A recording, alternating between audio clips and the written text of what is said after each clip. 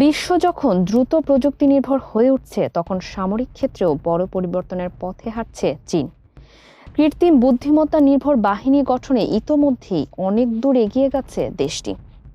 বেইজিংয়ের রাজপথ থেকে গবেষণাগার, সবখানেই এখন আলোচনায় হিউম্যানয়েড রোবট।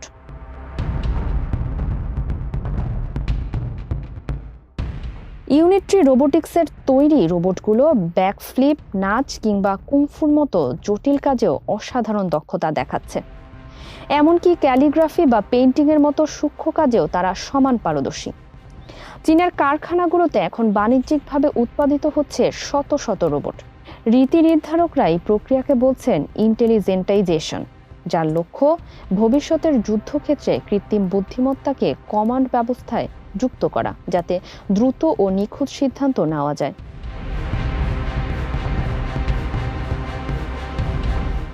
বিশেষজ্ঞদের মতে ভবিষ্যতের যুদ্ধ শুধু মাটিতেই নয়, বরং সাইবার, ভার্চুয়াল এবং মনস্তাত্ত্বিক ক্ষেত্রেও বিস্তৃত হবে।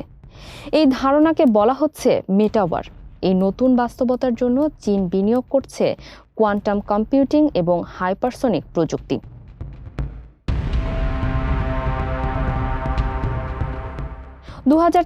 সালে চীনের প্রতিরক্ষা বাজেট বেড়ে দাঁড়িয়েছে প্রায় $278 বিলিয়ন, যা এশিয়ার মোট সামরিক ব্যয়ের বড় অংশ।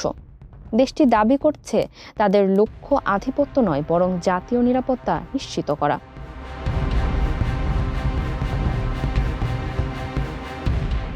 সামরিক মহড়ায় DF-17 মিসাইল, DF-26 মিসাইল এবং DF-5C মিসাইলের মতো ক্ষেপণাস্ত্র প্রদর্শন চীনের সক্ষমতার স্পষ্ট বার্তা দিচ্ছে। তাইওয়ান ইস্যু ও বৈশ্বিক প্রেক্ষাপটে চীন এখন উন্নয়ন ও নিরাপত্তাকে একসাথে এগিয়ে নিতে চায়। একটি শক্তিশালী নিরাপত্তা কাঠামো গড়ে তোলাই এখন তাদের প্রধান লক্ষ্য। ফারিহা আহমেদ, মানবকণ্ঠ।